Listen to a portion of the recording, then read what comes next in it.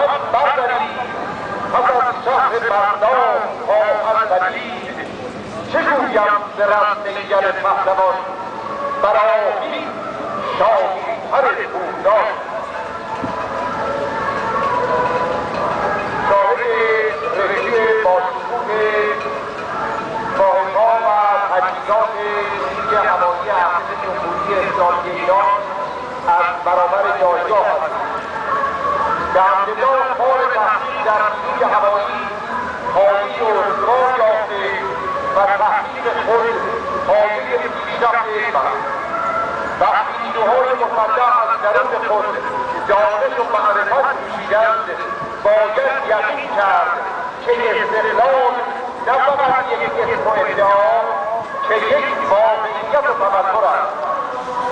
من این پدیده را در نیروی هوایی ارتش جمهوری اسلامی ایران به وضوح می‌بینم و از همه دستاندرکاران از فرماندهی نیرو و از جهان خودکفایی که به نخستین پرواز خودباوری را مبارک کرده‌اند و از یگانه کسانی که در این پیشرفت موثر بوده‌اند تشکر می‌کنم. بخشی از فرمایشات نهاد معظم رهبری و فرماندهی کل قوا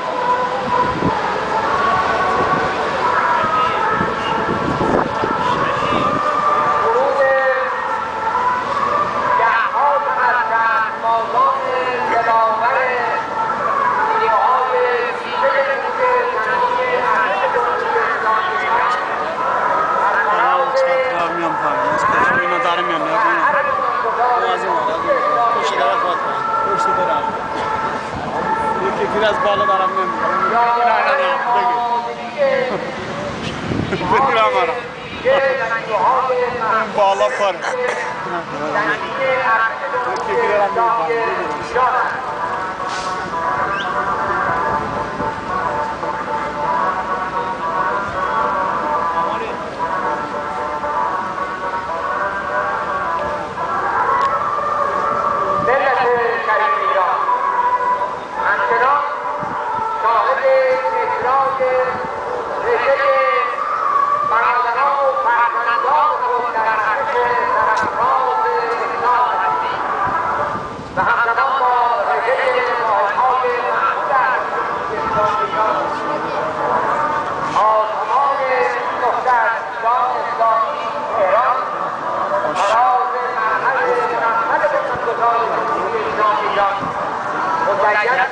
حضور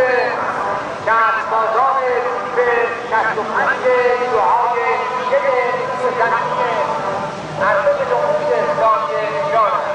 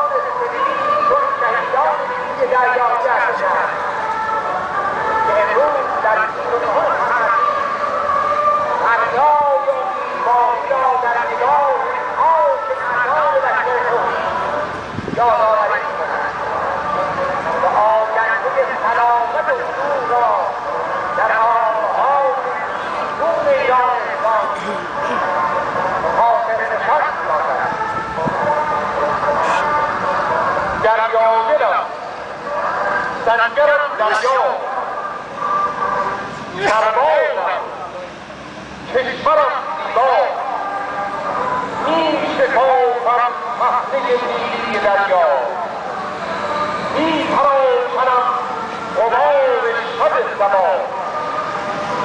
میرزمم با موج و طوفان حافظم خدا و قرآن میجنگم تا